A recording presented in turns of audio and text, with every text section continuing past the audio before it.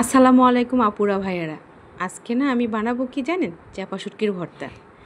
আর এই চাপা শুটকির ভর্তাটা কিন্তু আমি আরও আমার ভিডিওতে দেখাইছি। সেটা কি দিয়ে জানেন, আপনার শুকনো মরিচ দিয়ে। আজকে বানাবো কিভাবে জানেন, কাঁচা মরিচ দিয়ে।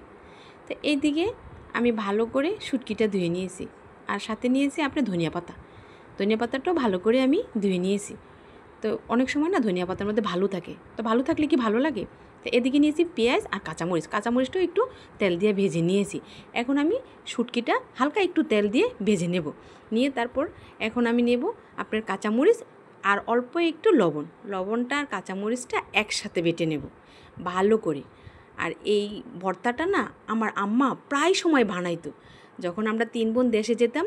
আর এই ভর্তাটা না রাত্র করে বানাইতো, এত মজা লাগতো। 3 বোনে এত সুন্দর করে খেতাম, খুব মজা করে খেতাম। আপনারা খেতেন? অবশ্যই আমাকে জানাবেন। আর এই ভর্তাটার সাথে না আমার আম্মা কোনো সময় খালি খাওয়াতো না, সাথে একটু তরকারি দিত। যে কোনো মাছের তরকারি হলেই হতো, বা মাংস হলেও মজা লাগতো আপুরা। এটা খেয়ে দেখবেন। এদিকে আমার দেখেন মরিচটা বাটা হয়ে গেছে। তা এখন আমি দিয়ে দেবো আপনার শুটকিটা।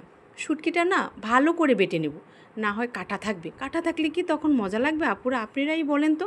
গরম গরম ভাতের সাথে তখন তো খেতেই মন চাবে, তাই না? তা আমি ভালো করে এই শুটকিটা বেটে নিয়েছি। এদিকে দিয়ে দেবো পেঁয়াজ।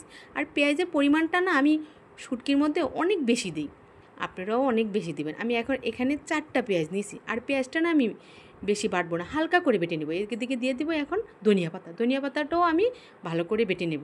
নিয়ে তারপরে আমি তিনোটা জিনিসই একলগে মাখিয়ে নেব। এদিকে দেখেন কত সুন্দর করে আপুরা মাখাইতেছি। কীরকম লাগতেছে আপনাদের কাছে অবশ্যই কিন্তু আমাকে জানাবেন। তো আমার ভর্তাটা হয়ে গেছে। এখন আমি একটু ভাত দিয়ে খেয়ে দেখবো কীরকম হয়েছে। অনেক মজা হয়েছে আপুরা, জানেন না। তো আমার ভর্তাটা হয়ে গেছে। তো আমার ভিডিওটা যদি ভালো লেগে থাকে অবশ্যই লাইক দিবেন। সবাই ভালো থাকবেন। আল্লাহ হাফেজ।